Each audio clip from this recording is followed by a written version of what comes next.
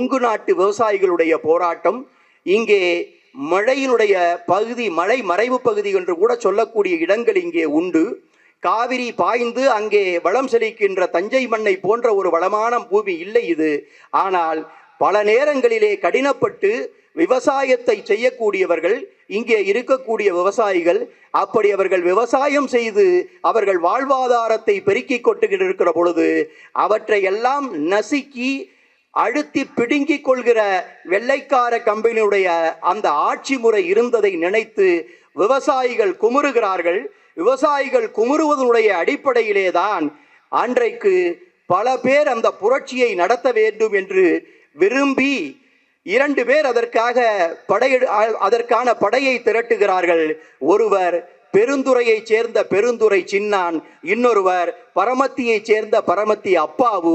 இந்த 2 பேரும் ஒரு பெரும் படையை திரட்டி கொண்டு அன்றைக்கு இருக்கக்கூடிய திப்பு சுல்தான் படையிலே பயிற்சி பெற்று மகாராஷ்டிராவிலே வாழ்ந்து கொண்டிருந்த அந்த தோத்தாஜி அவருடையும் சென்று அவருடன் பேசி அவருடைய படைகளையும் பெற்று வந்து இங்கே ஒரு ஆயுத புரட்சியை நடத்துவது என்று முடிவு செய்து 1800ஆம் ஆண்டு ஜூன் மாதம் 3ஆம் தேதி அந்த கோயம்புத்தூர் நகரிலே அன்றைக்கு ஆட்சி செய்து கொண்டிருந்த அந்த ஆட்சியாளர்களுடைய கம்பெனியுடைய கோட்டையை தகர்ப்பது என்கின்ற ஒரு மிகப்பெரிய திட்டத்தையும் தீட்டி 5 பெரும் குழுக்களாக பிரிந்து கோயம்புத்தூரை அவர்கள் நெருங்கி அந்த முதல் நாள் 2ஆம் தேதி 3ஆம் தேதி தகர்க்க போகிறோம் என்று 2ஆம் தேதியே அவர்கள் அங்கே தயாராகிவிட்டார்கள். இதனுடைய இன்னொரு படைக்கு தலைமை தாங்கி சென்றவன் வேறு யாருமல்ல, எப்படி காங்கேயம் பகுதியினுடைய அந்த பகுதியிலே இருக்கக்கூடியவர்களிடமெல்லாம் வரி வசூல் செய்து அந்த பகுதி காங்கேய நாட்டினுடைய இந்த பெரும்பாலான பகுதிகள், கொங்கு சீமையினுடைய பகுதிகள் எல்லாம் மைசூர் மகாராஜா என்று சொல்லக்கூடிய அந்த ராஜாவினுடைய கட்டுப்பாட்டிலே இருந்த பொழுது இங்கிருந்து வரிசை வசூல் செய்து அவர்களுக்கான அந்த முகவர்கள், ஏஜென்ட்டுகள் என்று சொல்லக்கூடிய முகவர்கள் அந்த மைசூருக்கு எடுத்து சென்று அங்கே கொட்டி குவிப்பது வழக்கம். அதை அறிந்து கொண்ட நம்முடைய வீரன் என்ன செய்கிறார்? அந்த வீரன், அவர் தீர்த்தகிரி என்கிற பெயர் கொண்ட வீரன் என்ன செய்கிறார்? யாருக்கு நீ இதை எடுத்துக்கொண்டு போகிறாய் என்றால் மைசூர் மகாராஜாவிற்கு எடுத்துக்கொண்டு போகிறேன் என்று சொன்னாராம். என் ஊரிலே விளைந்த விளைச்சல், என் மக்களுடைய இரத்தம், என் மக்கள் சிந்திய வியர்வை, இந்த காங்கேயம் நாட்டினுடைய வரி எதற்காக மைசூருக்கு செல்ல வேண்டும், கொடு என்று சொல்லி தன்னுடன் சென்ற வீரர்களை வைத்து அதை பிடுங்கி அங்கிருக்கக்கூடிய ஏழை மக்களுக்கெல்லாம் வழங்குகிறான் அந்த தீர்த்தகிரி. அப்பொழுது அது அந்த ராஜாவுக்கு சொல்லப்படுகிறது. அவருடைய படையினர் வருகிறார்கள். அவர்கள் யார்? அவன் ராஜாவிற்கு வந்த அந்த வரியை தடுத்து நிறுத்தி பிடுங்கி கொண்டவன் யார் என்று கேட்டார்களாம். அதை அந்த தீர்த்தகிரியிடம் வந்து சொன்னாராம். தீர்த்தகிரி சொன்னாராம், நான் யார் என்றால் சிவன்மலைக்கும் சென்னிமலைக்கும் இடையிலே, சிவன்மலைக்கும் சென்னிமலைக்கும் இடையிலே முளைத்திருக்கக்கூடிய சின்னமலை நான் என்று சொன்னாராம். அவன்தான் தீரன் சின்னமலை. ஒரே நாளிலே அந்த 42 பேரும் தூக்கிலிடப்பட்டார்கள். அந்த 42 பேரையும் 8/6/1800 அன்று அன்றைக்கு இருந்த அந்த எட்வர்ட் கிளை என்பவன் எந்த விசாரணையும் செய்யாமல் தூக்கிலிடச் சொன்னான். இப்படிப்பட்ட தியாகங்களை செய்த 1800களில் செய்த 801 செய்த தமிழனுடைய வரலாற்றை இந்தியா இன்றைக்கு தூக்கி நிறுத்தவில்லை. அதற்கு பிறகு எத்தனை ஆண்டுகள், 119 ஆண்டுகள் கழித்து 1919ஆம் ஆண்டிலே அமிர்தசரஸிலே ஜெனரல் டயர் என்பவரால் சுட்டுக் கொல்லப்பட்ட ஜாலியன் வாலாபாக் என்னும் இடத்திலே இது போன்ற நடைபெற்ற ஒரு நிகழ்விலே எல்லோரையும் அவன் சகட்டு மேடிக்கு சுடுகின்ற பொழுது அதிலே இறந்தவர்களுடைய எண்ணிக்கை 379 பேர். அந்த 379 பேர் இறந்த சம்பவத்தை இந்திய வரலாறு கனமாக பதிவு செய்து குறித்து கொண்டு இன்றைக்கு நமக்கு சொல்லி இருக்கிறார்கள். வரவேற்கக்கூடியதுதான். விடுதலை வேள்வியிலே 379 அப்பாவிகள் சுடப்பட்டிருக்கிறார்கள். அதற்கு ஜாலியன் வாலாபாக் படுகொலை, த ஜாலியன் வாலாபாக் மேசேக்கர் என்று நம்முடைய பிள்ளைகளுக்கு இன்றைக்கு வரலாற்றிலே சொல்லி கொடுத்து கொண்டிருக்கிறோம். அப்படியானால் 119 ஆண்டுகளுக்கு முன்பு கொங்கு மண்டலத்திலே உயிர்விட்ட 42 பேர் என்ன ஆனார்கள்? அதேபோல் சிவகங்கை சீமையிலே உயிர்விட்டது என்று சொன்னால் அதுவும் மேசேக்கர் தான், அதுவும் படுகொலை தான். எல்லோரையும் தூக்கிலிட்டார்கள் எந்த விசாரணையும் இல்லாமல்.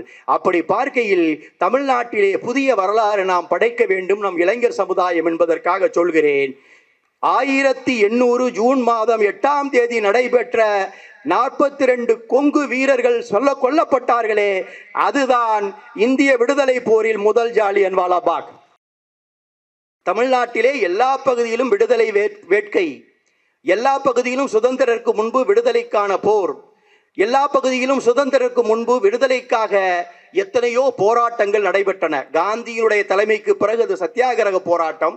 ஆனால் 18ஆம் நூற்றாண்டிலே 19ஆம் நூற்றாண்டிலே இந்த 2 நூற்றாண்டுகளிலும் தமிழ்நாட்டினுடைய விடுதலை வேள்வியை பற்றிய வரலாறுகளை நீங்கள் படித்து பார்த்தீர்கள் என்று சொன்னால், ஆயுதமேந்தி புரட்சி செய்யக்கூடிய இளைஞர்களை பெற்றிருந்தது அதிகமாக, அந்த வீரர்களை பெற்றிருந்தது அதிகமாக என்று சொன்னால் இந்த தமிழ் மண் இந்தியாவிலேயே தமிழ் மண் மாத்திரம் என்பதை தான் நீங்கள் மறந்துவிடக்கூடாது.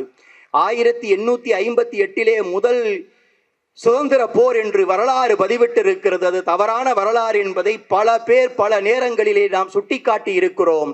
அதற்கு முன்பு ஏறத்தாழ 70-80 ஆண்டுகளுக்கு தமிழ் மண்ணிலே அது போன்ற வீர மறவர்கள் தோன்றி இந்திய விடுதலைக்காக, அதாவது அன்றைக்கு இந்தியா என்கிற தேசம் முழுமையாக உருவாகவில்லை என்று சொன்னாலும் கூட நம்மளுடைய தேசம் அங்கங்கு இருக்கக்கூடிய மன்னர்களுடைய தேசத்தினுடைய விடுதலைக்காக, சொந்த விடுதலைக்காக அன்றைக்கு இருந்த அந்த கிழக்கிந்திய கம்பெனி என்று சொல்லக்கூடிய வெள்ளைக்கார கம்பெனியுடைய ஆட்சியை எதிர்த்து ஆயுதம் தரித்த போரை அவர்கள் நடத்தினார்கள். அதிலே நீங்கள் இந்த கொங்கு சீமையிலே நடைபெற்ற அந்த போராட்டங்களை எல்லாம் நீங்கள் வரலாறுகளிலே படித்திருப்பீர்களா என்று எனக்கு தெரியாது. எத்தனை பேர் அந்த வரலாறுகளை படித்திருப்பீர்கள்? உங்களிலே பலர் நேரென்று கேட்டால் நீங்கள் நிறைய நூல்களை படிப்பவர்கள் என்று நம்புகிறோம். அந்த அடிப்படையிலே நீங்கள் அந்த நூல்களை எல்லாம் படித்திருக்க முடியும், அந்த விடுதலை வேள்வியை பற்றிய வரலாறுகளை எல்லாம் பெற்றிருக்க முடியும். ஆனால் அதை பெறாதவர்களும் இங்கே இருக்க முடியும் என்கின்ற அடிப்படையிலே நான் சொல்கிறேன், ஈரோடு அந்த கொங்கு சீமையிலே முதலிலே நடந்த அந்த போராட்டம் என்பது கொங்கு நாட்டு விவசாயிகளுடைய போராட்டம். இங்கே மழையினுடைய பகுதி, மழை மறைவு பகுதி என்று கூட சொல்லக்கூடிய இடங்கள் இங்கே உண்டு. காவிரி பாய்ந்து அங்கே வளம் செழிக்கின்ற தஞ்சை மண்ணை போன்ற ஒரு வளமான பூமி இல்லை இது. ஆனால் பல நேரங்களிலே கடினப்பட்டு விவசாயத்தை செய்யக்கூடியவர்கள் இங்கே இருக்கக்கூடிய விவசாயிகள். அப்படி அவர்கள் விவசாயம் செய்து அவர்கள் வாழ்வாதாரத்தை பெருக்கிக் கொண்டிருக்கிற பொழுது அவற்றை எல்லாம் நசுக்கி அழுத்தி பிடுங்கிக் கொள்கிற வெள்ளைக்கார கம்பெனியுடைய அந்த ஆட்சி முறை இருந்ததை நினைத்து விவசாயிகள் குமுறுகிறார்கள். விவசாயிகள் குமுறுவதனுடைய அடிப்படையிலே தான் அன்றைக்கு பல பேர் அந்த புரட்சியை நடத்த வேண்டும் என்று விரும்பி 2 பேர் அதற்கான படையை திரட்டுகிறார்கள்.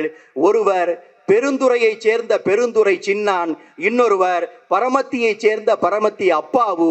இந்த 2 பேரும் ஒரு பெரும் படையை திரட்டி கொண்டு அன்றைக்கு இருக்கக்கூடிய திப்பு சுல்தான் படையிலே பயிற்சி பெற்று மகாராஷ்டிராவிலே வாழ்ந்து கொண்டிருந்த அந்த தோத்தாஜி அவருடைய சென்று அவருடன் பேசி அவருடைய படைகளையும் பெற்று வந்து இங்கே ஒரு ஆயுத புரட்சியை நடத்துவது என்று முடிவு செய்து 1800ஆம் ஆண்டு ஜூன் மாதம் 3ஆம் தேதி அந்த கோயம்புத்தூர் நகரிலே அன்றைக்கு ஆட்சி செய்து கொண்டிருந்த அந்த ஆட்சியாளர்களுடைய கம்பெனியினுடைய கோட்டையை தகர்ப்பது என்கின்ற ஒரு மிகப்பெரிய திட்டத்தையும் தீட்டி 5 பெரும் குழுக்களாக பிரிந்து கோயம்புத்தூரை அவர்கள் நெருங்கி அந்த முதல் நாள் 2ஆம் தேதி 3ஆம் தேதி தகர்க்க போகிறோம் என்று 2ஆம் தேதியே அவர்கள் அங்கே தயாராகிவிட்டார்கள். இதனுடைய இன்னொரு படைக்கு தலைமை தாங்கி சென்றவன் வேறு யாருமல்ல, எப்படி காங்கேயம் பகுதியினுடைய அந்த பகுதியிலே இருக்கக்கூடியவர்களிடமெல்லாம் வரி வசூல் செய்து அந்த பகுதி காங்கேய நாட்டினுடைய இந்த பெரும்பாலான பகுதிகள் கொங்கு சீமையினுடைய பகுதிகள் எல்லாம் மைசூர் மகாராஜா என்று சொல்லக்கூடிய அந்த ராஜாவினுடைய கட்டுப்பாட்டிலே இருந்த பொழுது இங்கிருந்து வரிசை வசூல் செய்து அவர்களுக்கான அந்த முகவர்கள், ஏஜென்ட்டுகள் என்று சொல்லக்கூடிய முகவர்கள் அந்த மைசூருக்கு எடுத்து சென்று அங்கே கொட்டி குவிப்பது வழக்கம். அதை அறிந்து கொண்ட நம்முடைய வீரன் என்ன செய்கிறார்? அந்த வீரன், அவர் தீர்த்தகிரி என்கிற பெயர் கொண்ட வீரன் என்ன செய்கிறார்? யாருக்கு நீ இதை எடுத்துக்கொண்டு போகிறாய் என்றால் மைசூர் மகாராஜாவிற்கு எடுத்துக்கொண்டு போகிறேன் என்று சொன்னாராம். என் ஊரிலே விளைந்த விளைச்சல், என் மக்களுடைய இரத்தம், என் மக்கள் சிந்திய வியர்வை, இந்த காங்கேயம் நாட்டினுடைய வரி எதற்காக மைசூருக்கு செல்ல வேண்டும், கொடு என்று சொல்லி தன்னுடன் சென்ற வீரர்களை வைத்து அதை பிடுங்கி அங்கிருக்கக்கூடிய ஏழை மக்களுக்கெல்லாம் வழங்குகிறான் அந்த தீர்த்தகிரி. அப்பொழுது அது அந்த ராஜாவுக்கு சொல்லப்படுகிறது. அவருடைய படையினர் வருகிறார்கள். அவர்கள் யார் அவன்? ராஜாவிற்கு வந்த அந்த வரியை தடுத்து நிறுத்தி பிடுங்கி கொண்டவன் யார் என்று கேட்டார்களாம். அதை அந்த தீர்த்தகிரியிடம் வந்து சொன்னாராம். தீர்த்தகிரி சொன்னாராம், நான் யார் என்றால் சிவன்மலைக்கும் சென்னிமலைக்கும் இடையிலே, சிவன்மலைக்கும் சென்னிமலைக்கும் இடையிலே முளைத்திருக்கக்கூடிய சின்னமலை நான் என்று சொன்னாராம். அவன்தான் தீரன் சின்னமலை. அந்த தீரன் சின்னமலையும் ஒரு படையை திரட்டி கொண்டு கோயம்புத்தூருக்கு 1800 ஜூன் மாதம் 2ஆம் தேதி இரவு வருகிறான். ஆனால் அங்கே ஒற்றர்களுடைய காரணத்தினால் அங்கே இருக்கக்கூடிய தாசில்தாருக்கு அந்த தகவல் தெரிந்து அந்த கம்பெனி படைகளுக்கும் இவர்களுக்கும் சண்டை வருகின்ற பொழுது இவர்கள் சிதறி ஓடக்கூடிய ஒரு சூழல். காரணம், இவர்களிடம் பெரும் படைகள் இல்லை, வெறும் வேல்கரும்பு வெட்டருவா போன்ற கருவிகள் தான் இவர்களிடம் இருந்தது. அதை வைத்துக்கொண்டு கொங்கணி படைகளோடு அவர்கள் போரிட முடியாது. அப்படி பிடிபட்ட வீரர்கள் 42 பேர் பிடிபட்டு போனார்கள். அந்த புரட்சியை செய்த இந்த கொங்கு மண்டலத்தை சேர்ந்தவர்கள். அந்த 42 பேரும் ஒரே நாளிலே அந்த 42 பேரும் தூக்கிலிடப்பட்டார்கள். அந்த 42 பேரையும் 8/6/1800 அன்று அன்றைக்கு இருந்த அந்த எட்வர்ட் கிளை என்பவன் எந்த விசாரணையும் செய்யாமல் தூக்கிலிடச் சொன்னான். 42 பேர் அன்றைக்கு தூக்கிலிடப்பட்டார்கள். இந்த வரலாற்றை மனதிலே நிறுத்தி கொள்ளுங்கள். அதற்கு பிறகு 1801 ஒரு ஆண்டு கழித்து பாருங்கள். அதேபோல் சிவகங்கை சீமையிலே மருது சகோதரர்கள் அவர்கள் இருவரும் கைது செய்யப்பட்டு அவர்களும் வெள்ளையரை எதிர்த்து போராடிய காரணத்தினால் 400-500 பேருக்கு மேல் ஆயிரக்கணக்கான மக்கள், அவருடைய குடும்பத்தார், அவருடைய உறவினர், அவருடைய படையிலுடைய வீரர்கள் யாரெல்லாம் அகப்பட்டார்களோ அத்தனை பேரையும் பிடித்து வந்து பொது வெளியிலே பனைமரத்தை நட்டு வைத்து எல்லோரையும் தூக்கிலிட்டான். அது ஏறத்தாழ 1000 பேருக்கு மேல் இருக்கும் என்று நம்முடைய ஆராய்ச்சியாளர்கள் நமக்கு தருகிறார்கள். இது நடந்தது 1801 அக்டோபர் 24. 1800 ஜூன் 8 இங்கே 42 பேர். 1801 அக்டோபர் 24 அங்கே சிவகங்கை சீமையிலே ஆயிரக்கணக்கான பேர். இப்படிப்பட்ட தியாகங்களை செய்த 1800களில் செய்த 801 செய்த தமிழனுடைய வரலாற்றை இந்தியா இன்றைக்கு தூக்கி நிறுத்தவில்லை. அதற்கு பிறகு எத்தனை ஆண்டுகள், 119 ஆண்டுகள் கழித்து 1919ஆம் ஆண்டிலே அமிர்தசரஸிலே ஜெனரல் டயர் என்பவரால் சுட்டுக் கொல்லப்பட்ட ஜாலியன் வாலாபாக் என்னும் இடத்திலே இது போன்ற நடைபெற்ற ஒரு நிகழ்விலே எல்லோரையும் அவன் சகட்டு மேடிக்கு சுடுகின்ற பொழுது அதிலே இறந்தவர்களுடைய எண்ணிக்கை 379 பேர். அந்த 379 பேர் இறந்த சம்பவத்தை இந்திய வரலாறு கனமாக பதிவு செய்து குறித்து கொண்டு இன்றைக்கு நமக்கு சொல்லி இருக்கிறார்கள். வரவேற்கக்கூடியதுதான். விடுதலை வேள்வியிலே 379 அப்பாவிகள் சுடப்பட்டிருக்கிறார்கள்.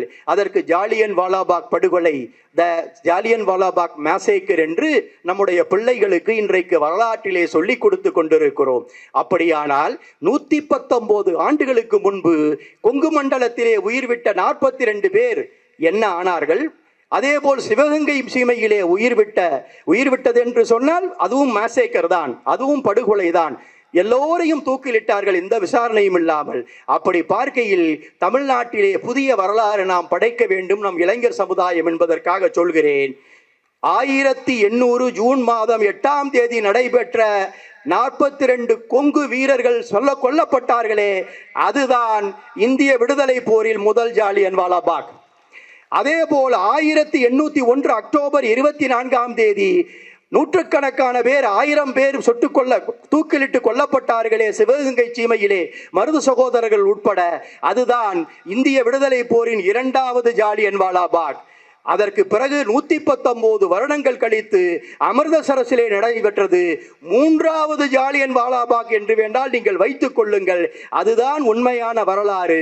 அப்படிப்பட்ட ஒரு மிகப்பெரிய வரலாற்றுக்கு சொந்தக்காரர்கள், மிகப்பெரிய வரலாற்று பாரம்பரியத்திற்கு சொந்தக்காரர்கள் இந்த கொங்கு பகுதி மக்கள் என்பதை நினைவூட்டுவதற்காகத்தான் இந்த கதையை உங்களுக்கு, இந்த வரலாற்றை உங்களுக்கு என்னுடைய முதல் பகுதியிலே நான் சொல்கிறேன். எனக்கு கொடுத்திருக்கிற தலைப்பு எது முன்னேற்றம். நான் தலைப்புக்கு வருவதற்கு முன்னால் நீங்கள் யார் என்பதை உணர்ந்து கொள்ள வேண்டும். காரணம் என்னவென்று சொன்னால், ஒரு சுய முன்னேற்றம் என்று வந்தால் சுய முன்னேற்றத்தின் முதல் படி தன்னிலை அறிதல். ஹூ ஐ ஆம், நான் யார் என்கிற தன்னிலையை நீங்கள் அறிய வேண்டும். ஒரு செய்தியை உங்களுக்கு சொல்லுவார்கள், நீங்கள் அறிந்திருப்பீர்கள். எவன் சிறந்த அறிவாளி, எவன் வாழ்க்கையிலே முன்னேற முடியும், எவன் வாழ்க்கையிலே சாதித்து காட்ட முடியும் என்றால் 4 வகையான மனிதர்கள் இருப்பார்களாம். முதல் மனிதன் என்பவன் தனக்கு எது தெரிந்திருக்கிறதோ அதை தெரிந்து வைத்திருப்பான்.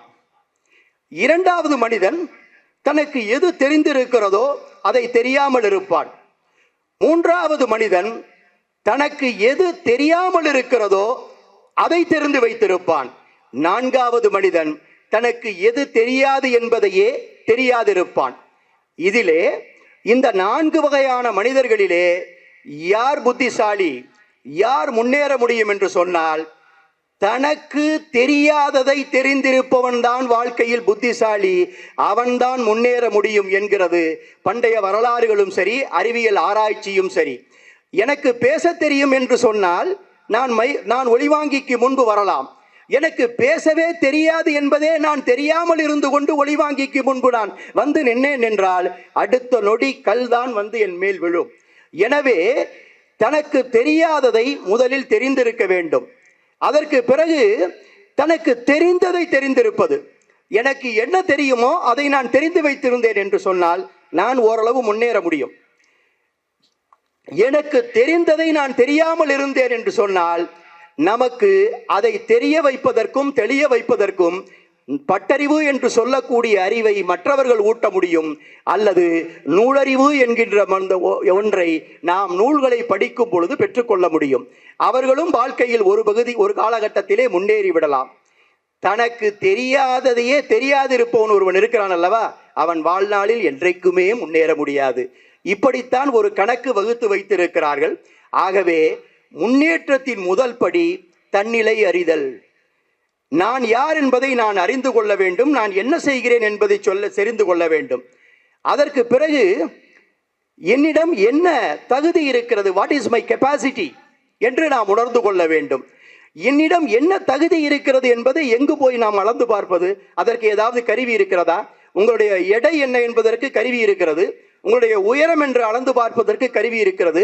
உங்கள் உடம்பிலே என்னென்ன சத்துக்கள் இருக்கின்றன, எது கூடுதலாக இருக்கிறது, எது குறைவாக இருக்கிறது என்பதை காட்டுவதற்கு மருத்துவர்களிடம், மருத்துவமனைகளிடம் கருவிகள் இருக்கின்றன. ஆனால் எனக்கு என்ன தெரியும், நான் எதில் சிறந்தவன், நான் எப்படி இருக்கிறேன் என்பதை நான் எப்படி அறிந்து கொள்ள முடியும்?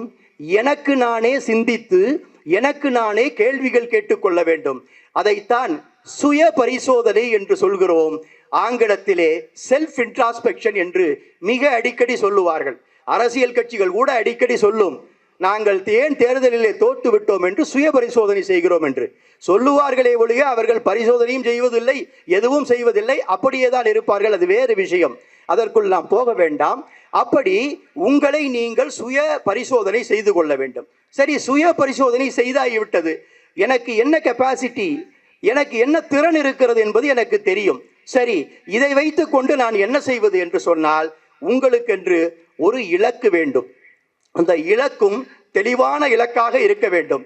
மக்கள் சிந்தனை பேரவை துவங்கி என்ன செய்வது, எதை நோக்கி பயணிப்பது என்று ஸ்டாலின் குணசேகரன் சிந்தித்ததனால் தான் ஒவ்வொரு வருடமும் ஒவ்வொரு மாதிரி அதை விரித்து விரித்து கொண்டு போய் இன்றைக்கு உச்சம் தொடுகின்ற நிலையிலே ஈரோடு புத்தக கண்காட்சியும் ஈரோடு மக்கள் சிந்தனை பேரவையும் 12 மாவட்டங்களிலே கிளைகள், இன்னும் ஜப்பான் போன்ற நாடுகளிலே கிளைகளை பரப்பி இருக்கிறது என்று சொன்னால் அவரிடம் தெளிவான நோக்கம் இருக்கிறது.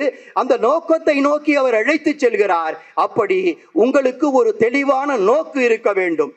இப்பொழுது நீங்கள் யார் என்பதை உணர்ந்து விட்டீர்கள். உங்களுடைய திறன் என்பதை சுய பரிசோதனை செய்து விட்டீர்கள். பிறகு உங்களுடைய இலக்கு என்ன என்பதையும் நீங்கள் நிர்ணயித்து விட்டீர்கள்.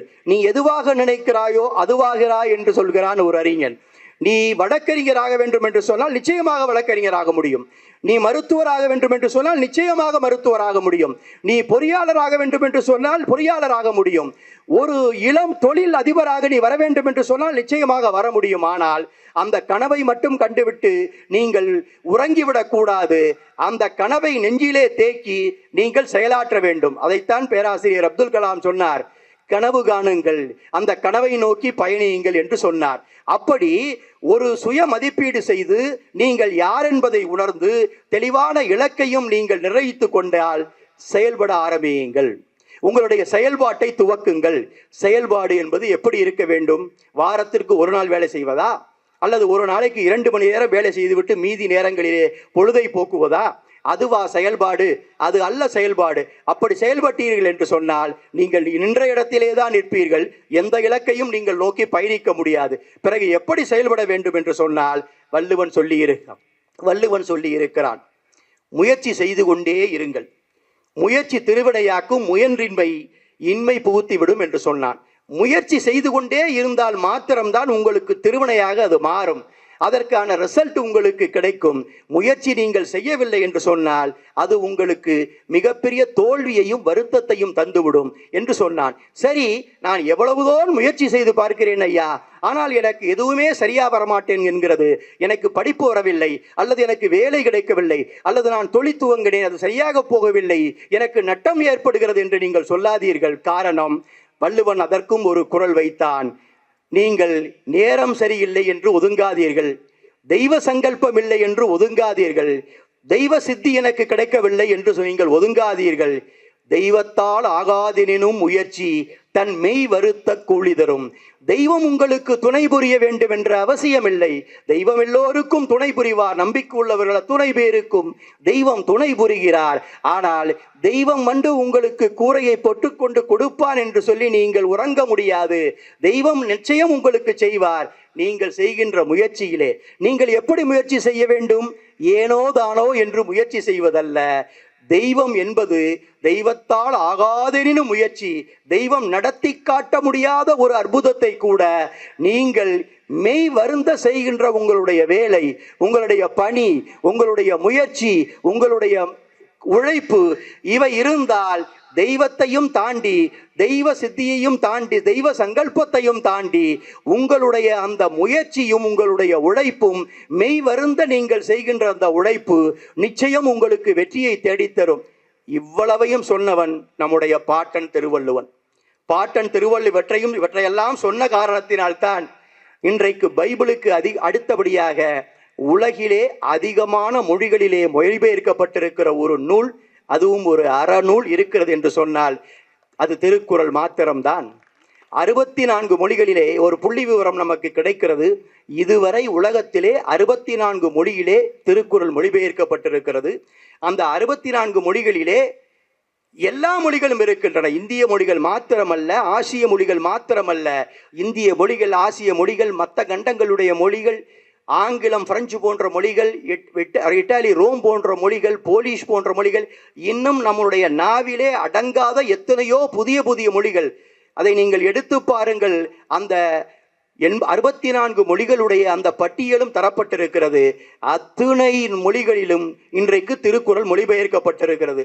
சரி, திருக்குறள் எப்பொழுது ஐயா மொழிபெயர்க்கப்பட்டது என்று சொன்னால், ஒரு வெளிநாட்டுக்காரர், அவர் உங்களுக்கு தெரியும், பெஸ்கி என்ற வீரமாமுனிவர், அவர் இங்கே மத பிரச்சாராக வந்தவர். திருக்குறளை படித்து இவ்வளவு அற்புதமான கருத்துக்களை இந்த மண்ணிலே சொல்லி இருக்கிறானே என்று சொல்லி அவர் அறத்துப்பாலையும் பொருட்பாலையும் 1730 மொழிமாற்றம் செய்து அவருடைய லாட்டின் மொழிக்கு மொழிமாற்றம் செய்தார். அது 1730. அதற்கு பிறகு தெலுங்கு மொழியிலே 1877. இவையெல்லாம் முன்பே நடந்தது.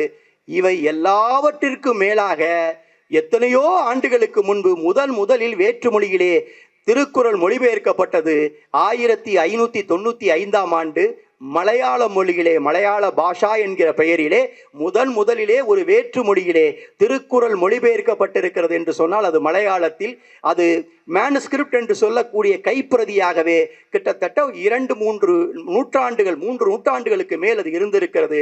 1930களில் தான் அதை கண்டுபிடித்து அன்றைக்கு இருக்கக்கூடிய அந்த ஆர்கியலாஜிக்கல் சர்வே, அந்த பகுதியினுடைய சர்வேயாக இருக்கக்கூடிய அந்த அமைப்பு அதை அச்சுக்கு கொண்டு வந்து அந்த மலையாள பாஷா என்கின்ற அந்த மலையாள திருக்குறள் மொழிபெயர்ப்பு நூலை வெளிக்கொணர்ந்தது. இந்த வரலாறை எதற்கு சொல்கிறேன் என்று சொன்னால், தமிழர்களுடைய பண்பாடு என்பது இன்றைக்கு நேற்று உருவான பண்பாடு அல்ல. அது எத்தனையோ ஆண்டுகளுக்கு முன்பு உருவான ஒரு பண்பாடு. சரி, சுய முன்னேற்றத்தை பற்றி நாம் பேசினோம். சுய முன்னேற்றம் போருமா? முன்னேற்றம் என்றால் என்ன? நான் முன்னேறுவது. நம்மில் பலர் அப்படித்தான் நினைத்துக் கொள்கிறோம். என்னுடைய முன்னேற்றம், நான் படிக்க வேண்டும், நான் வேலைக்கு செல்ல வேண்டும், நான் தொழில் துவங்க வேண்டும், நான் நிறைய சொத்துக்களை வாங்க வேண்டும், நான் பெரிய மனிதராக வளம் பெற வேண்டும், எல்லா வசதி வாய்ப்புகளும் எனக்கு கிடைக்க வேண்டும். அது போருமா? அது முன்னேற்றமா? முன்னேற்றம் என்பது தனி மனித முன்னேற்றம் மாத்திரம் அல்ல. தனி மனித முன்னேற்றம் தேவைதான். தனி மனித முன்னேற்றம் இல்லாமல் சமூகம் முன்னேறாது. தனி மனித முன்னேற்றம் என்பது அடிப்படை தான், அதிலே மாற்று கருத்து கிடையாது. ஆனால் தனி மனிதர்கள் வாழ்நாள் முழுவதும் தனி மனித முன்னேற்றத்தை நோக்கியே ஓடிக்கொண்டிருக்க கூடாது. காரணம், எனக்கென்று ஒரு முன்னேற்றம் வந்துவிட்டது என்று சொன்னால், நான் வகிக்கிற பொறுப்பு, நான் வகிக்கிற பதவி, நான் செய்கிற தொழில், செய்கிற வேலை, இவற்றில் என்னால் முடிந்ததை வைத்து என் குடும்பம், நான் நன்றாக இருந்தால் என் குடும்பம் நன்றாக இருக்கும், அதிலே மாற்று கருத்து இல்லை. ஆனால் என் உறவு என்னாவது, என் நட்பு என்னாவது? ஆகவே என்னுடைய முன்னேற்றத்திற்கு அடுத்தபடியாக நான் நினைக்க வேண்டியது என்னுடைய உறவும் நட்பும். இன்றைக்கு பலர் உறவுக்காரர்களை திரும்பி கூட பார்ப்பதில்லை, அண்ணன் தம்பிகளை திரும்பி கூட பார்ப்பதில்லை. ஏன்? தாய் தந்தைகளை கூட திரும்பி பார்க்காத சமூகம் இன்றைக்கு வளர்ந்து கொண்டிருக்கிறது. அது முன்னேற்றமா? பையனை படிக்க வைப்பதற்கு தாயும் தந்தையும் எவ்வளவு சிரமப்படுகிறார்கள். படித்து பட்டம் வாங்குகிறான், மேலை நாட்டிற்கு செல்கிறான், அங்கு மேல் படிப்பு படிக்கிறான், நல்ல வேலைக்கு செல்கிறான், எத்தனையோ டாலர்களிலே பணம் சம்பாதிக்கிறான், அங்கே ஒரு பெண்ணை பார்த்து திருமணமும் செய்து கொள்கிறான். ஆனால் அதற்கு பிறகு அவன் இந்தியாவிற்கு வருவதில்லை, இந்தியாவை திரும்பி பார்ப்பதில்லை, மாணவர்களை திரும்பி பார்ப்பதில்லை, யாரையும் திரும்பி பார்ப்பதில்லை. அவன் தான் வாழுகின்ற அந்த இடத்திலே மிக வசதியாக, மிக அந்த சொர்க்கம் போன்ற வாழ்க்கையை நான் வாழுகிறேன் என்று சொல்லி அவன் வாழ்க்கையை நடத்தி கொண்டிருக்கிறான். இதை முன்னேற்றம் என்று நாம் ஒத்துக்கொள்ள முடியுமா? அந்த மனிதன் முன்னேறி விட்டான் என்று நாம் ஏற்றுக்கொள்ள முடியுமா? அந்த மனிதன் பணம் சம்பாதிப்பதிலே முன்னேறி இருக்கலாம், ஆனால் வாழ்க்கையிலே அவன் பல 100 ஆண்டுகள் பின்னோக்கி சென்றிருக்கிறான் என்றுதான் நாம் சொல்ல வேண்டும். அப்படிப்பட்டவர்களை முன்னேறியவர்கள் என்று நீங்கள் சொல்ல முடியாது. ஆகவே நான் நன்றாக இருக்கிறேன் என்று சொன்னால், எனக்கு 2 லட்சம் ரூபாய் மாதம் வருமானம் வருகிறது என்று சொன்னால், 25,000 ரூபாயை உறவுக்கும் நட்புக்கும் செலவழித்தால் என்ன தவறு? ஒரு 10%, 20% தொகையை நீங்கள் உங்களுடைய உறவுக்கும் நட்புக்கும் செலவழித்தால் என்ன தவறு? அதனால் உங்களுடைய நிலை குறைந்து விட போகிறதா? உங்கள் நிலை தாழ்ந்து விட போகிறதா? அல்லது உங்களுடைய உணவு, 3 வேளை உணவு உங்களுக்கு கிடைக்காமல் போகிறதா? அல்லது உங்களுக்கான வசதியான வாழ்க்கை உங்களை விட்டு ஓடி போக போகிறதா? எதுவுமே நடைபெறப் போவதில்லை. எனவே உங்களுடைய ஓரளவிற்கு மேல் உங்களுடைய சம்பாத்தியத்தில் ஒரு பகுதியை உறவுக்கும் நட்புக்கும் செலவழியுங்கள். காசை எடுத்து கொடுப்பது மாத்திரம் அல்ல உறவுக்கும் நட்புக்கும் செலவழிப்பது. நீங்கள் அவர்களுக்கு என்ன தேவையோ அந்த தேவையிலே ஒரு சிறு பகுதியை உங்களால் பூர்த்தி செய்ய முடியுமா? ஒரு நண்பன் அவருடைய பிள்ளையை ஒரு மேல் படிப்பு படிக்க வைக்க வேண்டும் என்று விரும்புகிறான். அந்த பிள்ளை நன்றாக படித்திருக்கிறது, நல்ல மதிப்பெண் பெற்றிருக்கிறது. ஆனால் அவன் ஒரு நல்ல கல்லூரியிலே படிக்க வேண்டும் என்று சொன்னால் ஒரு 5 லட்சம் ரூபாய் செலவாகும். அந்த நண்பனிடம் அவ்வளவு பணம் இல்லை, அவனிடம் கொஞ்சம் தான் இருக்கிறது என்று உன்னிடம் கேட்டால் நீ ஒரு 25,000 ரூபாயை அவனிடம் கொடு, தவறு இல்லை. அதுபோல் ஒரு 4-5 பேர் கொடுத்தீர்கள் என்றால் 1 லட்சம் ரூபாய் வந்துவிடும். அதோடு அவன் கொன்ற பணத்தை போட்டு, ஐயா 2 லட்சம் ரூபாயை கட்டுகிறேன், மகனை சேர்த்துக் கொள்ளுங்கள், அடுத்து ஒரு 6 மாதத்தில் இன்னொரு 2 லட்சம் ரூபாய் கட்டுகிறேன் என்று அவன் கட்டி அந்த பிள்ளையை படிக்க வைப்பானா இல்லையா? அவனுடைய குடும்பம் சுபிட்சம் அடையுமா இல்லையா? அவனும் வாழ்க்கையிலே மேம்படுவானா இல்லையா? இதை நீங்கள் உணர்ந்து கொள்ள வேண்டும். சுய முன்னேற்றத்தினுடைய அடுத்த படி உறவு முன்னேற்றம், நட்பு முன்னேற்றம். சரி, சுய முன்னேற்றம் முடிந்தது, உறவும் நட்புக்குமான அந்த முன்னேற்றம் முடிந்தது. அதற்கு பிறகு என்னையா முன்னேற்றம் என்று கேட்டால், சமூக முன்னேற்றம். சமூகத்தினுடைய ஒட்டுமொத்த முன்னேற்றம்.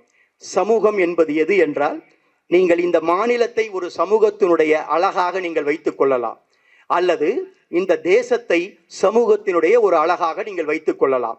உங்களுடைய திறன் எப்படி இருக்கிறதோ, தமிழ்நாடு அளவிலே என்னால் முடிந்தவரை உதவிகள் செய்ய முடியும் என்று சில பேர் சொல்லுவார்கள். அகில இந்திய அளவிலே என்னால் சில உதவிகளை செய்ய முடியும் என்று சொல்வார்கள். குறிப்பாக இந்த மக்கள் சிந்தனை பேரவை இருக்கிறது, ஸ்டாலின் குணசேகரன் இருக்கிறார், அவருடைய சகாக்கள் இருக்கிறார்கள். இவர்களெல்லாம் உழைத்து முடிந்தவரை அவர்கள் ஆரம்பித்தது ஈரோடு நகரத்திலே. அதற்கு பிறகு கொங்கு மண்டலம் முழுமையும், ஒரு 7, 8, 10 மாவட்டங்கள், அதை தாண்டி இன்றைக்கு தமிழகம் முழுமையும் என்று அவர்கள் விரித்திருக்கிறார்கள். வெளிநாடுகளுக்கும் செல்கிறார்கள், அது வேறு விஷயம். குறைந்தபட்சம் இந்த தமிழ் கூறும் நல்லுலகிலே ஒரு நல்ல அறிவார்ந்த தமிழ் சமுதாயத்தை உருவாக்குவதற்கு, அவர்களுடைய அறிவு பசியை போக்குவதற்கு, அவங்கள் இருக்கும் இடங்களிலேயே மிக அரிய நூல்களை மிகச் சரியான விலையிலோ குறைந்த விலையிலோ சலுகை விலையிலோ பெற்றுத்தருகின்ற வாய்ப்பை வருடந்தோறும் நான் ஏற்படுத்த முடியும் என்கிற அளவிற்கு அந்த சிந்தனை பேரவை உயர்ந்திருக்கிறது என்று சொன்னால், அந்த அளவிலே உங்களுடைய அழகை வைத்துக் கொள்ளுங்கள். உங்களுடைய அழகு என்பது அந்த அளவிலே ஒரு மாநிலத்தை முன்னேற்றுவதற்காக என்னுடைய பங்களிப்பு என்று நீங்கள் வர வேண்டும். சரி, ஒரு மாநிலத்தை முன்னேற்றியாகிவிட்டது, அல்லது மாநிலம் முன்னேறுவதற்கும் அல்லது இந்த தேசம் முன்னேறுவதற்குமான என்னுடைய பங்களிப்பை நான் தொடர்ந்து தந்து கொண்டிருக்கிறேன். என் பணி முடிந்து விட்டதா? அதோடும் உன்னுடைய பணி முடியவில்லை. அதை தாண்டியும் உன்னுடைய பணி இருக்கிறது. என்னவென்று சொன்னால், இந்த புவனம் முழுமைக்குமான முன்னேற்றம், இந்த உலகம் முழுமைக்குமான முன்னேற்றம். உலகம் முழுமைக்கான முன்னேற்றத்திற்கு நான் ஏன் பாடுபட வேண்டும்? உன்னை பாடுபட சொல்லி உன்னுடைய பாட்டன் 2000 ஆண்டுகளுக்கு முன்பு சொல்லி சென்றிருக்கிறான். இந்த உலகத்திலே இருக்கக்கூடிய எல்லோரும் என்னுடைய சகோதரர்கள். இந்த உலகத்தில் எங்கு போனாலும் எல்லா ஊரும் என் ஊரே என்று 2000 ஆண்டுகளுக்கு முன்பு புறநாற்று நூற்று கவிஞன் பூங்குன்றன் சொல்லி கொண்டிருக்கிறான். யாதும் ஊரே யாவரும் கேளீர் என்று. அதைத்தான் பேராசிரியர் அப்துல் கலாம் அவர்கள், நம்முடைய முன்னாள் குடியரசுத் தலைவர், ஐக்கிய நாடு சபையிலே போய் பெருமையோடு சொன்னார். இந்த உலகம் முழுமையையும் என்னுடைய ஊர் என்று பார்த்தவன் என்னுடைய தமிழன், என்னுடைய இந்தியாவில் இருக்கக்கூடிய தமிழ்நாட்டுக்காரன். இந்த உலகம் முழுவதும் இருக்கக்கூடிய மக்களை சகோதரர்கள் என்று பார்த்தவன் என்னுடைய பாட்டன், என்னுடைய தமிழன் என்று பெருமையோடு பேசினார். நம்முடைய பிரதமரும் பல இடங்களிலே அதை பேசி வந்து கொண்டிருக்கிறார். அவ்வளவு பெருமையோடு 2000 ஆண்டுகளுக்கு முன்பு எப்படி நம்முடைய தமிழன் அப்படி சிந்தித்தான்? உலகம் முழுவையும் உன்னுடைய ஊரா, உலகம் முழுவையும் உன்னுடைய சகோதர சகோதரிகளா என்று. உலகம் முழுமையும் இருக்கக்கூடியவர்கள் உன்னுடைய சகோதர சகோதரிகள் என்ற கணியன் பூங்குன்றனாருடைய அந்த வரிகளை எத்தனையோ நூற்றாண்டுகள் கழித்து நாம் இன்றைக்கு தெய்வ துறவியாக கொண்டாடி கொண்டிருக்கிற விவேகானந்தர் தன்னுடைய 19ஆம் நூற்றாண்டுடைய இறுதியிலே சிக்காகோ நகரிலே பேசுகின்ற பொழுது சொல்லுகிறார், my dear brothers and sister என்று அவர் சொல்கிறார். அந்த பேச்சுத்தான் இன்றைக்கும் இந்தியா முழுவதும் உலகம் முழுவையும் மிகச்சிறந்த சொற்பொழிகளில் ஒன்றாக, தலை சிறந்த சொற்பொழிவாக விவேகானந்தர் சிக்காகோவிலே அந்த பேச்சு இன்றைக்கு ஏன் கொண்டாடப்படுகிறது என்று சொன்னால், மை டியர் ஜென்டில்மேன் என்று பேசவில்லை, my dear ladies and gentleman என்றவர் பேசவில்லை, மை டியர் ஃபெலோ அமெரிக்கன் என்றவர் பேசவில்லை, my dear brothers and sisters என்றவர் சொன்னார். என்னுடைய அன்பு சகோதர சகோதரிகளே என்று சொன்னார். அமெரிக்காக்காரனாக இருந்தாலும், ஆஸ்திரேலியாக்காரனாக இருந்தாலும், ஐரோப்பாக்காரனாக இருந்தாலும், ஆசியாக்காரனாக இருந்தாலும், ஆப்பிரிக்காக்காரனாக இருந்தாலும், அங்கே குழுமியிருக்கக்கூடிய எல்லோரையும் சகோதரன் என்று குறிப்பிட்டதன் காரணமாகத்தான் விவேகானந்தர் உயர்ந்து நின்றார். அதைத்தான் கணியன் பூங்குன்றன் 2000 ஆண்டுகளுக்கு முன்பு சொன்னான், எல்லோரும் என்னுடைய சகோதரர்கள், எல்லா ஊரும் என்னுடைய ஊர் என்று. இப்பொழுது உங்களுக்கான விடை கிடைக்கிறதா? எதற்காக நீங்கள் புவனம் முழுமையும் முன்னேற வேண்டும் என்று நினைக்கிறீர்கள்?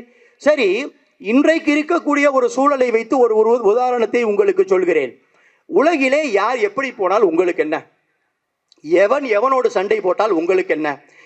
எவனுக்கு பிணக்கு வந்தால் உங்களுக்கு என்ன? எவன் மீது குண்டு போட்டு யாரை தொலைத்து உயிரை வாங்கினாலும் உனக்கு என்ன? நான் இந்தியாவிலே பாதுகாப்பாக இருக்கிறேன், தமிழ்நாட்டிலே பாதுகாப்பாக இருக்கிறேன், ஈரோட்டிலே பாதுகாப்பாக இருக்கிறேன், எனக்கு என்னையா பிரச்சனை என்று நீங்கள் சொல்கிறீர்கள். அது அப்படி அல்ல. இன்றைக்கு சமீபத்திலே என்ன நடந்து கொண்டிருந்தது? கல்ஃப் கண்ட்ரியிலே நடந்த போர்களை பற்றி உங்களுக்கு தெரியும். அமெரிக்கா அவர்களோடு சேர்ந்த இஸ்ரேல், இவர்கள் ஒரு பக்கம், ஈரான் ஒரு பக்கம். அந்த ஈரானுக்கு சில நேச நாடுகள், இந்த அமெரிக்காவுக்கும் இஸ்ரேலுக்கும் சில நேச நாடுகள் இப்படி மாறி மாறி இவர்கள் சண்டை போட்டுக் கொண்டார்கள். சரி, அவர்கள் சண்டை போட்டுக் கொண்டார், அவர்களுடைய பொருளாதாரம் தானே பாதிக்க வேண்டும்.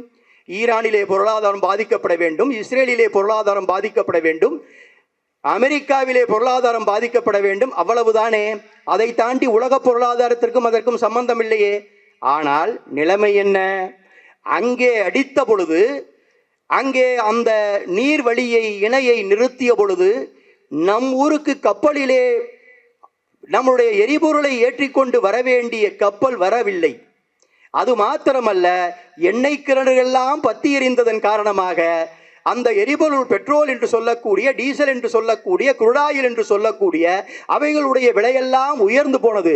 ஒரு பேரல் 100 ரூபாய்க்கு கீழே இருந்தது 150 ரூபாய்க்கு போய்விட்டது என்று சொன்னார்கள். அப்படி என்றால் நம் ஊரிலே அரசாங்கம் என்ன சொன்னது?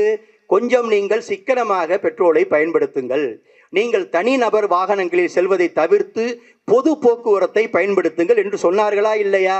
இந்த நிலைமை நீடித்தால் என்னவாயிருக்கும்? தொடர்ந்து இந்த போர் நடந்திருந்தால் பெட்ரோலுடைய விலை 100 தாண்டி 200 தாண்டி 500 ரூபாய் என்று போயிருக்காதா? சரி, 500 ரூபாய்க்கு பெட்ரோல் வித்தால் அது யாருடைய பணத்தை அதிலே நாம் செலவழிப்பது? நாம் இன்றைக்கு ஒரு இருசக்கர வாகனத்திலே போக வேண்டும் என்று சொன்னால் 1 லிட்டர் பெட்ரோல் தேவை.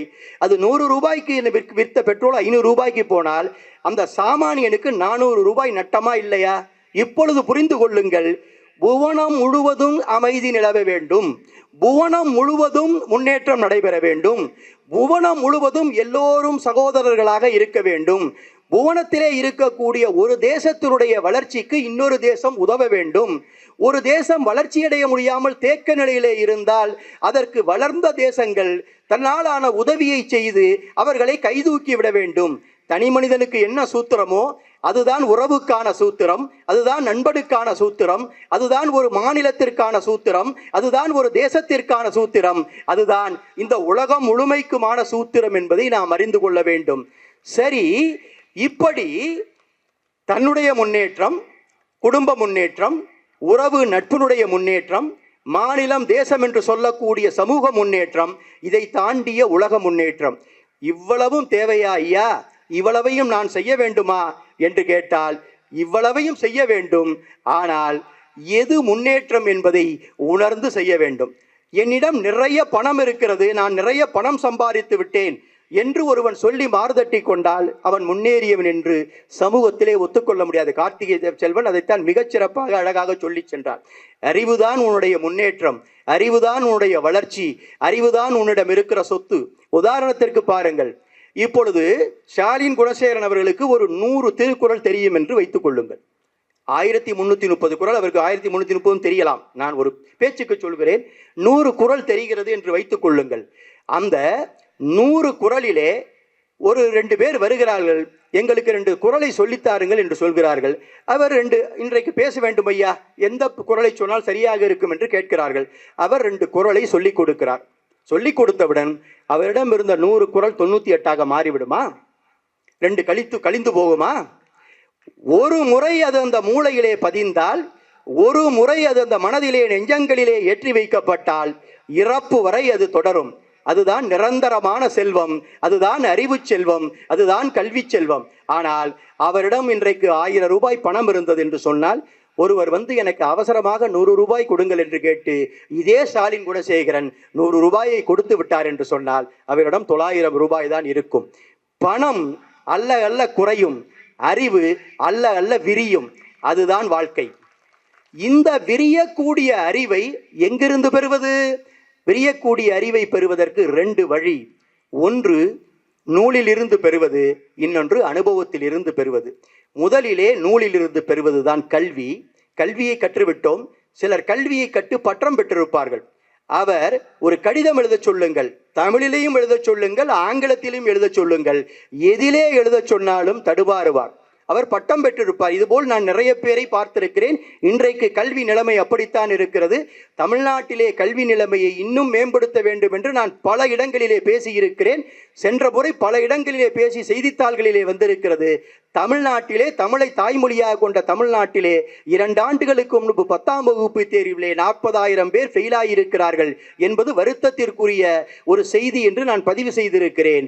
அதை முன்னேற்றுவதற்கு நமக்கு வழி என்ன என்று சொன்னால், நூல்களை படிப்பதினால் ஓரளவு அறிவு வளரும், இல்லை என்று சொல்லவில்லை. அந்த அறிவு போருமா? அந்த கல்வி போருமா? அதோடு பட்டறிவு சேர வேண்டும். அந்த நூலறிவோடு பட்டறிவு சேருகின்ற பொழுது அதுதான் அறிவு முதிர்ச்சி ஆகிறது.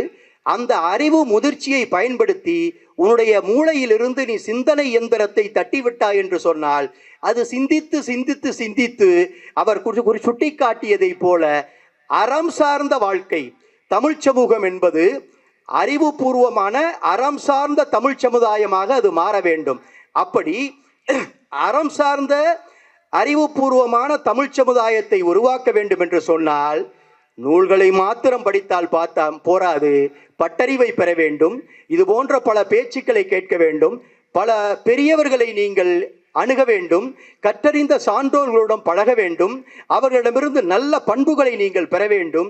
ஒரு மனிதன் பணக்காரனாக இருக்கிறான் என்று சொல்லுவதனாலேயே அவன் பெரிய மனிதன் என்று நாம் ஒற்றுக்கொள்ள முடியாது. அண்மையிலே செய்தித்தாளிலே வந்த 2 தனி நபர்களை பற்றிய குறிப்பை உங்களுக்கு சுட்டி காட்டுகிறேன். முதலாமானவர் ஒரிசா மாநிலத்தைச் சேர்ந்தவர். அவருடைய பெயர் வைகுண்டநாத் பெஹ்ரா என்று பெயர். அவர் எதற்காக பத்திரிகையில் அவருடைய பெயர் வருகிறது என்று சொன்னால், அவர் ஒன்றும் செயற்கரிய செய்யவில்லை. செயற்கரிய செய்வார் பெரியர், சிறிய செயற்கரிய செய்கலாகாதார் என்று வள்ளுவர் சொன்னதை போல அவர் ஒன்றும் செயற்கரிய செய்த மனிதன் அல்ல. அவர் ஒரிசா மாநிலத்தினுடைய பழங்குடியினர் மேம்பாட்டு முகமையினுடைய உதவி செயற்பொறியாளர். அதை ட்ரைபல் வெல்ஃபேர் போர்டில் ஒரு அசிஸ்டன்ட் எக்ஸிக்யூட்டிவ் இன்ஜினியர்.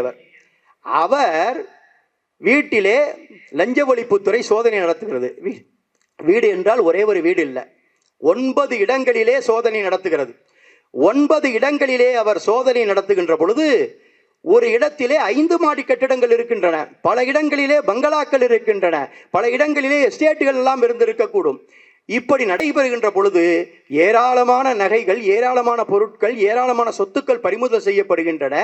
அவருடைய வங்கி லாக்கரிலே, பேங்க் லாக்கர் என்று சொல்லக்கூடிய அந்த வங்கி லாக்கரிலே 2 கோடி ரூபாய் ரொக்க பணம் கைப்பற்றப்படுகிறது. ஒரு சாதாரணமான எக்ஸிக்யூட்டிவ் இன்ஜினியர், இங்கேயும் பல எக்ஸிக்யூட்டிவ் இன்ஜினியர் இருப்பார்கள், நம் பொதுப்பணித்துறையிலே உண்டு, மற்ற துறைகளிலெல்லாம் உண்டு. ஒரு எக்ஸிக்யூட்டிவ் இன்ஜினியர் இத்தனை கோடி ரூபாய்களை இத்தனை வயதுக்குள் எப்படி சம்பாதிக்க முடியும்? லஞ்சத்தை வாங்கி வாங்கி வாங்கி வாங்கி குவித்ததனுடைய விளைவாக அவர் அத்தனை கோடி ரூபாயை சம்பாதித்திருக்கிறார். அவர் என்ன நோக்கத்திலே இவ்வளவு லஞ்சத்தை வாங்கி இத்தனை கோடியை சம்பாதித்திருக்கிறார்? நிறைய பணத்தை சேமித்து வைத்து விட்டால், நிறைய பணத்தை லஞ்சம் பெற்று சேர்த்து வைத்து விட்டால் நாம் பெரிய மனிதர், நாம் வசதியாக வாழலாம், நம் குடும்பம் தலைமுறைக்கும் தழைக்கும் என்று அவர் நினைத்து அதை செய்திருக்கிறார். இன்றைக்கு அவர் காவல்துறையிடம் மாட்டிக்கொண்டிருக்கிறார். லஞ்ச ஒழிப்புத்துறை அவரிடம் வழக்கு போட்டிருக்கிறது, அவரை கைது செய்திருக்கிறது, எல்லாவற்றையும் பறிமுதல் செய்திருக்கிறது. இன்றைக்கு சமூகத்திலே அசிங்கப்பட்டு போய் நிற்கிறார். இது ஒரே ஒரு கதை அல்ல, இதுபோல் அநேகமாக தினசரி நாம் பார்த்து கொண்டுதான் இருக்கிறோம். இந்தியாவின் பல மூலைகளிலே அது போன்ற பல நிகழ்வுகள் நடைபெறுகின்றன. இன்னொரு மனிதரை பற்றி ஒரு செய்தி, அதுவும் அண்மையிலே செய்தித்தாளில் வந்தது. தலைப்பு 18 வயதில் உலகின் இளம் பேராசிரியர். எப்படின்னா, அவர் பேர் நாதன் தாமஸ். அமெரிக்காவிலே புளோரிடா மாகாணத்திலே உலக சாதனையை அவர் படைத்திருக்கிறார். அது என்ன உலக சாதனை என்றால், இளம் வயதிலே பேராசிரியராக அவர் வந்திருக்கிறார், பொறுப்பேற்றிருக்கிறார். இதற்கு முன்பு இளம் வயதிலே பேராசிரியர் ஆனவர் யார் என்று சொன்னால், கோலின் மெக்சாரின் என்பவர் 1717 வந்தாராம். 1717 கோலின் மெக்சாரின் என்பவர் இளம் வயது பேராசிரியராக இருந்தார். அவர் 19 வயதிலே இருந்தாராம். இவர் 19 வயதை நிறைவு செய்யவில்லை. 18 வருடம் 346 நாட்களிலே அதற்கான பட்டங்களை, தகுதிகளை பெற்று அந்த அமெரிக்க புளோரிடா மாகாணத்திலே ஒரு பல்கலைக்கழகத்திலே பேராசிரியராக அவர் பணியில் சேர்ந்திருக்கிறார். 306 ஆண்டு சாதனை முறியடிக்கப்பட்டிருக்கிறது. 18 வயதுக்காரர் ஒரு பேராசிரியராக வந்திருக்கிறார். 10 வயதிலேயே கல்வி படிப்பை முடித்துவிட்டு அவர் கல்லூரி படிப்பை துவங்கி கல்லூரியிலே இளங்கலை, முதுகலை, இன்னும் என்னவெல்லாம் 8 ஆண்டுகள் படிக்க முடியுமோ படித்துவிட்டு பேராசிரியராகி இருக்கிறார். இந்த இடத்திலே தமிழ்நாடு கல்வித்துறைக்கு ஒன்றை நான் சொல்ல கடமைப்பட்டிருக்கிறேன். நமது ஊரிலே சென்று நன்றாக படிக்கக்கூடிய பையன் 10ஆம் வகுப்பு அவன் தேர்ச்சி பெற்றான் என்று சொன்னால், அவன் 15 வருடங்கள் நிறைவு பெறாமல் 10ஆம் வகுப்பு தேர்ச்சி பெற்றால் அதை நாங்கள் ஏற்றுக்கொள்ள மாட்டோம் என்று சொல்லக்கூடிய நிலை இருக்கிறது. 17 ஆண்டுகள் நிறைவு பெறவில்லை என்று சொன்னால் அவன் 12ஆம் வகுப்பு தேர்ச்சி பெற்றதை ஏற்றுக்கொள்ள மாட்டோம். நீ 12ஆம் வகுப்பு தேர்ச்சி பெற்றால் கூட உனக்கு இன்னும் வயதுக்கு வரவில்லை என்பதை போல 17 ஆண்டுகள் நிறைவு பெறவில்லை, நீ காத்திருந்து 1 வருடம் கழித்துத்தான் கல்லூரியிலே சேர வேண்டும் என்றெல்லாம் சட்டத்திட்டங்கள் வைத்திருக்கிறார்கள். தமிழக கல்வித்துறை கவனத்திலே கொள்ள வேண்டும். இன்றைக்கு இருக்கக்கூடிய இளைஞர்களுடைய ஐக்யூ என்று சொல்லக்கூடிய மாணவர்களுடைய ஐக்யூ இருக்கிறதே, அது விசாலமாக இருக்கிறது. எப்படி விசாலமான ஐக்யூவை அவர்கள் பெற்றிருக்கிறார்களோ, பொது அறிவை பெற்றிருக்கிறார்களோ, அப்படி பெற்றிருக்கக்கூடியவர்கள் நிச்சயமாக இளம் வயதிலே சாதிக்க முடியும். இதற்கு அறிவியல் பூர்வமான ஒரு விஷயத்தை நான் அண்மையிலே படித்தேன். என்னவென்று கேட்டால், மனித மூளை 1.3 கிராம் 3 கிலோ இலிருந்து 1.4, அதாவது 1300 கிராமில் இருந்து 1400 கிராம் சராசரியாக மனித மூளை இருக்குமா. அந்த மனித மூளைக்கு எவ்வளவு ஆற்றல் இருக்கிறது என்பதை வெவ்வேறு கோணங்களிலே ஆராய்ச்சி செய்து வெளியிட்டிருக்கிறார்கள். அதிலே ஒரு மனித மூளை அதிகபட்சமாக 40 மொழிகளை கற்று உணர்ந்து எழுதி படிக்க முடியும் வாழ்நாளிலே. 40 மொழிகளை என்று கண்டிருக்கிறார்கள்.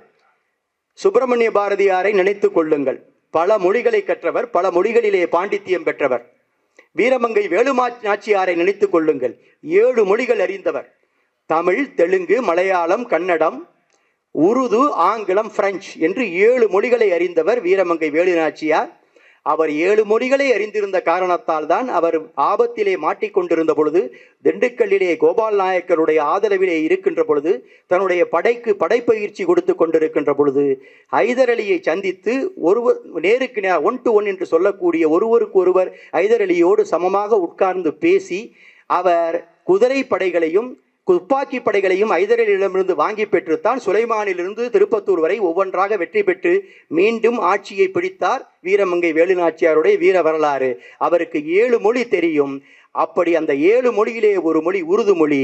அந்த உருது மொழி தெரிந்த காரணத்தினாலே ஹைதர் அலியுடன் பேசுகின்ற பொழுது உருது மொழியை பயன்படுத்தி அவர் தன்னுடைய நிலையை சொன்னதனால், தனக்கு தெரிந்த தன் தாய்மொழியான உருது மொழியிலே அம்மையார் பேசுவதிலே ஆச்சரியப்பட்டு போன ஹைதர் அலி முழுமையாக அவருடைய பிரச்சனையை புரிந்து கொண்டு அவருக்கு உதவி செய்தார் என்று வரலாறு பதிவிட்டிருக்கிறது. எனவே மனித மூளைக்கு எல்லையே கிடையாது. இன்னும் அந்த மனித மூளைக்கான இன்னொன்றையும் அவர்கள் சொல்லியிருக்கிறார்கள். மனித மூளையின் நினைவாற்றலின் திறன் 25 லட்சம் ஜிகாபைட், ஜிபி என்று சொல்கிறோம் அல்லவா. போனை வாங்கிக்கிட்டு 20 GB இருக்கு, 100 GB இருக்கு, 120 GB இருக்கு என்று ஒரு கைபேசியை வைத்துக் கொண்டு இன்றைக்கு சுத்தி வருகிறோம் அல்லவா. மனித மூளையினுடைய ஒட்டுமொத்த ஆற்றல் என்பது 25 லட்சம் ஜிகாபைட் என்று ஒரு அறிவியல் கணக்கீடு சொல்கிறது. அதை வைத்துக்கொண்டு 300 ஆண்டுகள் தொடர்ச்சியான தொலைக்காட்சி நிகழ்ச்சிகளை பார்க்கக்கூடிய தரவுகளை அந்த மூளையிலே சேமித்து வைக்க முடியும். அதனால் தான் சொல்லுவார்கள், உலகப்பெற புகழ் பெற்ற அறிவியல் விஞ்ஞானி ஐன்ஸ்டீன் அவர்கள் தன்னுடைய மூளையிலே 5% குறைவான மூளையைத்தான் பயன்படுத்தினார் என்று. ஐன்ஸ்டீனே 5% குறைவான மூளையைத்தான் பயன்படுத்தினார் என்று சொன்னால் நாம் எல்லாம் என்ன 0.0001 பயன்படுத்தி இருப்போமா என்றோ தெரியவில்லை. எனவே மாணவர்களும் இளைஞர்களும் நிறைய படிக்க வேண்டும், நிறைய எழுத வேண்டும், புது புது மொழிகளை, புது புது விஷயங்களை நீங்கள் கற்றுக்கொள்ள வேண்டும். அப்படி நீங்கள் கற்றுக்கொள்ளுகின்ற பொழுதுதான் உங்களுக்கு அதற்கான அந்த அறிவை விரிக்க முடியும். இறுதியாக ஒன்றை சொல்கிறேன். ஏனென்று கேட்டால், தமிழ் இலக்கியத்தின் மீது எனக்கு எப்பொழுதுமே பற்று உண்டு என்கிற காரணத்தினாலே தமிழ் இலக்கியங்களை தொட்டு செல்வது என்னுடைய வழக்கம். ஒரு அற்புதமான பாடல் புறநானூற்றிலே இருக்கிறது. இதை புலவியனார் என்று சொல்கிறார்கள், குடப்புலவியனார் என்றும் சொல்கிறார்கள். பாண்டிய நெடுஞ்செழியனை பார்த்து அந்த தமிழ் புலவர் 2000 ஆண்டுகளுக்கு முன்பு பாடிய புறநானூற்று பாடல். அதனுடைய பொருள் என்னவென்று சொன்னால், அதிலே அவர் சொல்கிறார், நீ மிகப்பெரிய பராக்கிரமம் படைத்த மன்னன், எல்லாரையும் வெற்றி கொண்டு வந்திருக்கக்கூடிய மன்னன், நீ எப்படி வீற்றிருக்கிறாய் என்று சொன்னால், காஞ்சி மலர் இருக்கிறதா, சின்ன காஞ்சி மலர், அது அந்த தண்ணீர் மட்டத்திலே மிதக்கின்ற பொழுது வாளை மீன்களும் குவளை மீன்களும் இறால் மீன்களும் துள்ளி குதித்து அந்த மீனை பார்த்து ஓடுகின்ற தடாகத்தை தன்னுடைய அகழியாக வைத்துக்கொண்டு, அந்த அகழியை ஒட்டி இருக்கக்கூடிய ஒரு மதில் சுவரை, வானளாவிய மதில் சுவரை கட்டி இருக்கிறாயே, அதற்குள் நீ அமைத்திருக்கிற அழகிய அந்த அரண்மனையிலே கொலுவீட்டிருக்கக்கூடிய பாண்டிய மன்னன் நீ. இப்படிப்பட்ட பாண்டிய மன்னன், நீ எதை அடைய விரும்புகிறாய்? நீ இங்கே இருக்கக்கூடிய எல்லா மன்னர்களையும் வெற்றி பெற்று மன்னருக்கெல்லாம் மன்னர் என்று ஏக சக்கரவர்த்தியாக விரும்புகிறாயா? அல்லது இம்மையிலும் மறுமையிலும் என்று சொல்வார்களே, சொர்க்கம் என்று ஒன்று மறுமையிலே இருக்கிறதே, அப்படி போன்ற சொர்க்கத்திலே போனால் எப்படிப்பட்ட சுகமான வாழ்க்கை இருக்குமோ அந்த வாழ்க்கையை இந்த பூமி பந்திலேயே நீ அடைய விரும்புகிறாயா? இப்படி எதை நீ விரும்புகிறாய் என்று தெரியவில்லை. நீ எதை வேண்டுமானாலும் விரும்பு, ஆனால் நீ சிறந்த அரசன் என்று பெயர் எடுப்பதற்கு இவையெல்லாம் போராது. இவையெல்லாம் உன்னை சிறந்த அரசன் என்று காட்டாது. சிறந்த அரசன் என்று எது உன்னை காட்டும் என்று சொன்னால், சிறந்த அரசனாக நீ வர வேண்டும் என்று சொன்னால் நான் சொல்கிறேன் கேள். எப்படி உயிர் உடம்புக்கு முக்கியமோ, உடம்பு உயிருக்கு முக்கியமோ, உடம்பும் உயிரும் பிரிந்தால் அதுதான் மரணம் எந்த ஒரு உயிருக்கும். அப்படி இருக்கின்ற பொழுது அந்த உடம்புக்கு உணவை தருவது யார் என்று சொன்னால் நிலமும் நீரும். எப்படி நிலமும் நீரும் அந்த உடம்புக்கு அந்த உடம்புக்கு உணவை கொடுக்கிறதோ, ஆகவே அதுதான் அந்த உயிரை காப்பாற்றக்கூடியது, அந்த உடம்பை காப்பாற்றக்கூடியது என்று சொல்லி அந்த பாடலை பாடுவார். நல்லிசை நிறுத்தல் வேண்டினும் மற்றதன் தகுதி கேள். என்ன தகுதி உனக்கு நல்ல அரசன் ஆகிறதுக்கு? கேள், தகுதி கேள். இனி மிகுதியான நீர் இன்று அமையா யாக்கைக்கு எல்லாம் உண்டி கொடுத்தோர் உயிர் கொடுத்தோரே. அந்த உணவு யாரெல்லாம் கொடுத்தாரோ அவர்தான் உயிர் கொடுத்தார். உண்டி முதற்றே உணவின் பிண்டம். அந்த உண்டிதான் அந்த உணவுதான் பிண்டத்திற்கான உணவு. உணவெனப்படுவது நிலத்தோடு நீர். நிலமும் நீரும் சேர்ந்தால்தான் உணவு உனக்கு வரும். அதைத்தான் அந்த பிண்டம் சாப்பிட வேண்டும். நீரும் நிலனும் புனியதோர் ஈண்டு உடம்பும் உயிரும் படைத்த சினாரம். அந்த நீரும் நிலத்தையும் வழங்கி நீ உணவை வழங்குகிறீரே, அப்படி வைக்கின்ற பொழுது நீ விவசாயம் செய்கிறாய் என்று சொன்னால், வித்தி வான் நோக்கும் புன்பழம் கண்ணகன். புன்பழம்னா புஞ்சை நிலம். இந்த பகுதியிலே நிறைய புஞ்சை நிலங்கள் உண்டு.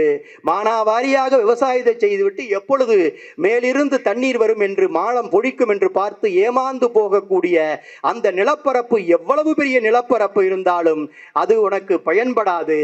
வைப்பிற்று ஆயினும் நன்னி ஆளும் இறைவன் தாட்கு உதவாதே, அது உனக்கு உதவாது. அதனால் அடும்போர் செழிய மன்னா, பாண்டிய நெடுஞ்செழிய மன்னா, இகழாது வல்லே நிலன் நெறி மருங்கின் நீர்நிலை பெருக.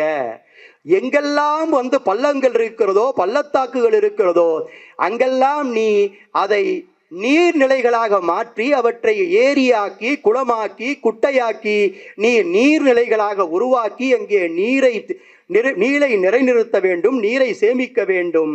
நிலன் நெறி மருங்கின் நீர்நிலை பெருக்க தட்டோர் அம்ம இவன் தட்டோரே. அப்படிப்பட்டவன் தான் அரசனுக்கு அரசன். தள்ளாதோர் இவன் தள்ளாதோரே. அப்படி செய்யாதவன் அரசனுக்கு அரசன் அல்ல. இந்த புறநானூற்று பாடல் 2000 ஆண்டுகளுக்கு முன்பு பாடப்பட்டிருக்கிறது. இன்றைக்கு அப்படியே பொருத்தி பாருங்கள். தமிழ்நாட்டிலே என்ன நடக்கிறது? ஆண்டுதோறும் நடக்கின்ற கதைதான். காவிரியிலே தண்ணீர் வரவில்லை. எரிந்த கட்சி எரியா கட்சி என்று 2 கட்சிகள் இருக்கும். எரிந்த கட்சியும் அதைத்தான் பேசும், எரியா கட்சியும் அதைத்தான் பேசும். நான் அங்கே போராடுகிறேன் என்று சொல்லும், இங்கே நீதிமன்றத்திற்கு செல்கிறேன் என்று சொல்லும். அது வேறு. சட்டமன்றத்திற்குள்ளே நீதிமன்றத்திற்குள்ளே நாம் நுழைய விரும்பவில்லை. ஆனால் புஞ்சை நிலமாக நீ வைத்துக்கொண்டு என்றைக்கோ நமக்கு எங்கிருந்தோ நீர் வரும் என்று எதிர்பார்ப்பதை எல்லாம் தாண்டி வானம் பொய்க்கலாம். இந்த ஆண்டு மழை பொய்யாமல் இருக்கலாம், வானம் பொய்க்கலாம். ஆனால் சென்ற ஆண்டு மழை பெய்திருக்கும். இதே காவிரியிலே ஈரோட்டு மக்களுக்கு நன்றாக தெரியும். இதே காவிரியிலே 5 நாட்களோ 7 நாட்களோ பக்கத்து மாநிலத்திலிருந்து வெள்ள நீரை திறந்து விடுவார்கள். வெள்ளம் கரைபுரண்டு ஓடும். எத்தனையோ லட்சம் கன அடி தண்ணீர் வீணாக போய் வங்கக்கடலிலே கலக்கும். அப்படி வங்கக்கடலிலே கலக்கக்கூடிய நீரை தேக்கி வைக்கக்கூடிய ஆற்றல் பெற்ற மன்னனாக நீ இருக்க வேண்டும் என்று 2000 ஆண்டுகளுக்கு முன்பு பாண்டிய நெடுஞ்செழியனை பார்த்து பாடி இருக்கிறான் தமிழ் புலவன். அதே பாடலை இன்றைய ஆட்சியாளர்களுக்கும் சரி, இதற்கு முன்பிருந்த ஆட்சியாளர்களுக்கும் சரி, இதற்கு பின்னால் வரப்போற ஆட்சியாளர்களுக்கும் சரி, நாமும் தமிழ்நாட்டு மக்களின் சார்பாக நினைப்படுத்துவோம். எப்பொழுது மாறி பெய்கிறதோ, எப்பொழுது அதிக நீர் வருகிறதோ, அதை தேக்கி வைப்பதற்கான நீர்நிலைகளை நீங்கள் உருவாக்குங்கள். அப்படி நீங்கள் உருவாக்கினீர்கள் என்று சொன்னால் சரித்திரத்திலே எக்காலத்திலும் உங்களுடைய பெயர் நிலைத்திருக்கும். அதுதான் இந்த நீர் பஞ்சத்தை தீர்க்கக்கூடிய தமிழ்நாட்டு மக்களிற்கான ஒரே வழி. இவையெல்லாம் சேர்ந்ததுதான் ஒரு மன்னன் முன்னேற வேண்டும். வரப்புயர நீர் உயரும், நீர் உயர நெல் உயரும், நெல் உயர குடி உயரும், குடி உயர கோல் உயரும், கோல் உயர கோன் உயர்வான் என்று அவை சொன்னாலே, அப்படி ஒவ்வொன்றாக உயர வேண்டும் என்று சொன்னால், அந்த நீர் வேண்டும் என்று சொன்னால் அந்த நீரை தேக்க வேண்டும். நீர் இருந்தால் நிலம் செழிப்படையும், நிலம் செழிப்படைந்தால் உணவு வரும், உணவு வந்தால் உறையுள் என்று சொல்லக்கூடிய வீடும், உடை என்று சொல்லக்கூடிய துணிமணிகளையும் மனிதன் உற்பத்தி செய்து விடுவான். மனிதனுக்கு தேவையான எல்லா வசதிகளும் கிட்டும். அது இந்த புவனம் முழுவதற்கும் கிட்டலாம், இந்த சமூகம் முழுவதற்கும் கிட்டலாம், தனி மனிதனுக்கு கிட்டலாம், உறவுக்கும் நட்புக்கும் கிட்டலாம். இந்த உண்மையை, இந்த பேருண்மையை இவர்களுடைய வார்த்தையிலே சொல்வதென்றால், இந்த பகுத்தறிவு தத்துவத்தை உணர்ந்து கொள்பவன் தான் ஞானி. அவன்தான் ஞானத்தை பெற்றவன். அந்த ஞானத்தை பெற்ற மக்களாக நீங்கள் மாற வேண்டும். அதற்கு புத்தக கண்காட்சிகள் உதவட்டும், ஈரோடு சிந்தனை பேரவை உதவட்டும். இது போன்ற பல சிந்தனை பேரவைகள் தமிழகம் முழுவதும் பரவி செழித்து தமிழ் மக்களுடைய நெஞ்சங்களிலே அறம் சார்ந்த வாழ்வை, எது முன்னேற்றம் என்று உணர்த்தக்கூடிய வாழ்வை, அவர்களுக்கு அந்த அறிவை புகட்டட்டும் என்று சொல்லி இந்த நல்ல வாய்ப்புக்கு நன்றி பாராட்டி விடைபெற்றுக் கொள்கிறேன். நன்றி, வணக்கம்.